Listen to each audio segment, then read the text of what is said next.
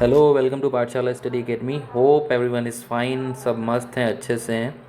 बच्चों, जो हमने अभी ये इम्पॉर्टेंट क्वेश्चंस की सीरीज़ स्टार्ट करी हुई है उसका सेकंड लेक्चर है, जिसमें कि अभी हम केमिस्ट्री का सब्जेक्ट लेके चल रहे हैं। इसमें हम कोशिश ये करेंगे जो आने वाले एग्ज़ाम्स हैं उसके लिए मोस्ट इम्पॉर्टेंट क्वेश्चंस जो हमको लगते हैं, जो एग्ज़ाम्स ओरिएंटेड हैं, जो ज़्यादातर पूछे जाते हैं, उसके क्वेश्चंस हम आपको बताते हुए चल रहे हैं। विदाउट वेस्टिंग एनी टाइम हम लोग डायरेक्ट स्टार्ट करते हैं। ध्यान से सुनिएगा, ध्यान से समझिएगा क्वेश्चंस को। आंसर्स में जो चीज़ें लिखी हुई हैं उसको पढ़िए डीपली। ऐसा ना करिए कि खाली क्वेश्चन आंसर्स पढ़ लिए, ऐसा नहीं है। जो क्वेश्चंस हैं ज़रूरी नहीं है एग्जामिनर वही क्वेश्चन डायरेक्ट पूछ ले, घुमा के भी क्वेश्चन पूछ सकता है। तो चीज़ों को समझिए, सुनिए, सोल्यूशन जो बताया जा रहा है और उस पर और वर्कआउट भी करिएगा, ठीक है। 10-10 क्वेश्चंस की सीरीज़ हम लेके चल रहे हैं। आज कुछ ज़्यादा क्वेश्चंस भी हैं जो इंपॉर्टेंट क्वेश्चंस हैं, या जो क्वेश्चंस ऐसे हैं जिसके आंसर्स बताने चाहिए तो उसके आंसर्स बता दीजिए। जो बहुत आसान क्वेश्चंस होते हैं जो सबको आने चाहिए, वो हम खाली आपको उसकी क्वेश्चंस बता दिए हैं, मैंने उसके सोल्यूशन अभी इसमें नहीं दिखाए हुए हैं। बाकी जो भी डाउट है हमसे व्हाट्सएप, टेलीग्राम, जहाँ पे मन हो वहाँ से पूछ सकते हैं। Without wasting any time let's start with this topic. सबसे पहला क्वेश्चन आता है, व्हाट आर कॉम्बिनेशन रिएक्शन। बहुत आसान क्वेश्चन है बट इंपॉर्टेंट है, पूछा जाता है। कॉम्बिनेशन रिएक्शन क्या होता है? Those reactions in which two or more substance combine to form a single substance are called combination reaction। इसका एग्जाम्पल भी आपसे पूछ सकते हैं बच्चा, तो ये इसका एक एग्जाम्पल मैंने दे दिया, ठीक। मतलब वो रिएक्शन जिसमें दो या दो से ज़्यादा सब्सटेंस कंबाइन हो और एक सिंगल सब्सटेंस बनाते हैं, जैसे इस केस में हुआ, ठीक। अगला क्वेश्चन देखिए, what happens when ferrous sulphate crystals are decomposed. ये एक इंपॉर्टेंट क्वेश्चन है, कई बार एग्जाम में देखा गया है, ठीक। ये इंपॉर्टेंट क्वेश्चन है, इसका सोल्यूशन समझिए। When decomposition reaction is carried out by heating it is called thermal decomposition. मतलब जब भी आप डीकम्पोजिशन रिएक्शन करेंगे हीट के हेल्प से, उसको आप थर्मल डीकम्पोजिशन बोलते हो। और जब भी फेरस सल्फेट की बात हो, उसको डीकम्पोज करना है, तो बच्चा ये इक्वेशन लिखनी होगी आपको। That is ferrous sulphate on heating gives ferric oxide plus sulphur dioxide plus sulphur trioxide. Clear है? इतना लिख दिया, आंसर हो गया। बस एक इसमें जो आउटपुट और आता है वो आता है a smell of burning sulphur due to formation of sulphur dioxide gas, ठीक है। ये इंपॉर्टेंट क्वेश्चन है, फिर से बता रहे हैं, इसको ध्यान रखेंगे। चलिए नेक्स्ट क्वेश्चन देखिए, व्हाट इज़ फोटोकेमिकल डीकम्पोजिशन। बच्चों फिर से बता रहे हैं, बहुत इंपॉर्टेंट क्वेश्चंस की सीरीज़ चल रही है, अच्छे क्वेश्चंस है, ध्यान से समझिए, पढ़िए। और जो वर्ड्स आंसर में आपको देखने को मिल रहे हैं, जो चीज़ समझ में नहीं आती उसको खुद आप पढ़ने की कोशिश करिए, जिससे आपको ये छोटा सा क्वेश्चन और अच्छे से समझ में आ जाएगा। क्लियर है? What is photochemical decomposition? When decomposition reaction is carried out by light it is called photochemical decomposition. जब भी डीकम्पोजिशन रिएक्शन लाइट की हेल्प से होगा तो फोटोकेमिकल डीकम्पोजिशन होगा, ठीक। इसका एक एग्जाम्पल बच्चा मैंने दे दिया आपको। 2 AgBr सॉलिड फॉर्म में है, इसको अगर आप सनलाइट से रिएक्ट करते हैं तो आपको वो 2Ag solid plus Br2 gases form में देता है, ठीक है।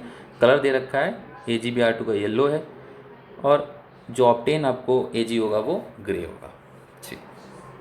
The digestion of food in our body is an example of decomposition reaction, ठीक। जो डाइजेशन हमारे बॉडी में, पेट में जो हो रहा है बच्चा, वो भी डीकम्पोजिशन रिएक्शन का एग्जाम्पल है।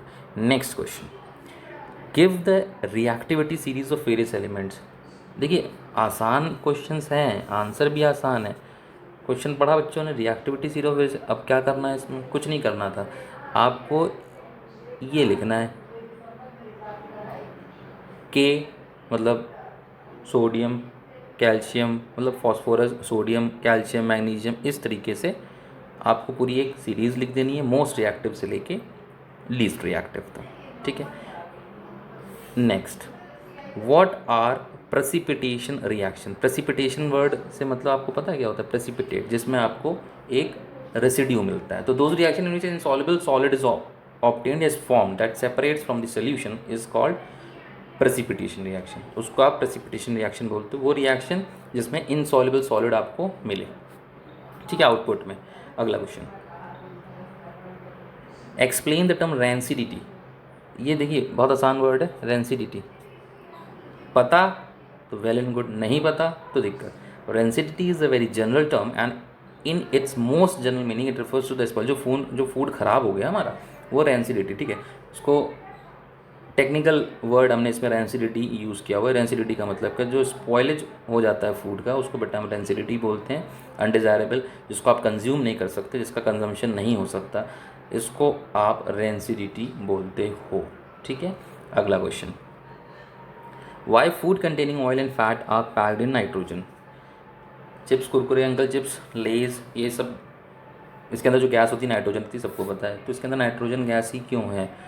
Because food products containing fats and oils are packed in nitrogen so that there is no oxygen to cause oxidation of food and make it rancid. ठीक, अगर उसमें ऑक्सीजन होगी तो ऑक्सीडेशन हो जाएगा, तो इससे फूड ख़राब हो जाएगा।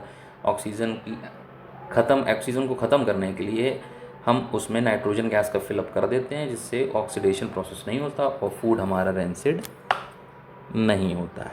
ठीक है, ये भी एक अच्छा question. What are antioxidants? Give example. Why antioxidants are added to fat and oil containing foods? Antioxidants क्या होते हैं? These are substances which do not react with air and do not nap up in oxidation reaction. मतलब जो oxidation reaction में help नहीं करते, उनको आप antioxidants कहते हो। They are added to the fat and oil containing food to stop the oxidation of fat and oil molecule with the air. जैसे कि नाइट्रोजन, जो अभी पहले बात हुई। ठीक, तो एंटीऑक्सीडेंट वो कंपाउंड्स हैं, वो चीज़ें हैं जो मिलाई जाती हैं, जो डाली जाती हैं, जिससे ऑक्सीडेशन प्रोसेस ना हो सके, जैसे कि नाइट्रोजन। ठीक है, तो एंटीऑक्सीडेंट हो गया। अब वाई एंटीऑक्सीडेंट एडेड, इसका भी आंसर पता हो गया। अगला क्वेश्चन, ये इंपॉर्टेंट क्वेश्चंस मैंने इसमें डाल दिए हैं जो आपको पता होने चाहिए। पहला क्वेश्चन क्या है बच्चा? What are oxidation reaction. दूसरा क्वेश्चन, what are reduction reaction. Reduction reaction क्या होता है? रिडॉक्स रिएक्शंस क्या है? ऑक्सीडाइजिंग एजेंट क्या होता है? रिड्यूसिंग एजेंट क्या होता है? रिडॉक्स का एग्जाम्पल। ठीक, एग्जाम्पल तो सारे रिएक्शंस के आपको पता होने ही चाहिए। 90% चांसेस होते हैं कि एग्जाम्पल ज़रूर आएगा। डिकम्पोजिशन रिएक्शन का एक को आपको एक्सप्लेन करना है विद एग्जाम्पल। तो जिसकी जितने भी रिएक्शंस होती हैं सबकी डेफिनेशन से याद करेंगे with examples of that reactions. और जो भी आप एग्जाम्पल, जो भी रिएक्शन लिखी, कोशिश किया करिए उसको अच्छे से प्रेजेंट करें, बैलेंस्ड इक्वेशन हो, कुछ भी उसमें गलत ना हो, ताकि आपको कोई भी मार्क्स काटने की वो ना हो पाए कि आपको कोई मार्क्स काट लेता है कोई बंदा या कोई टीचर। ठीक, तो आप ऐसा प्रेजेंट किया करो अपना आंसर, ताकि कोई भी मार्क्स आपकी कटिंग ना हो पाए।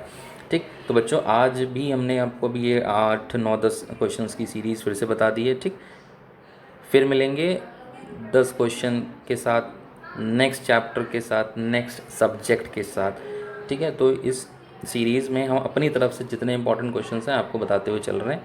इस पर ज़रूर वर्कआउट कर लीजिएगा। 10 मिनट लगते हैं, वीडियो देखिए, मज़ा आएगा, अच्छा लगेगा। Thanks for watching guys, thanks a lot.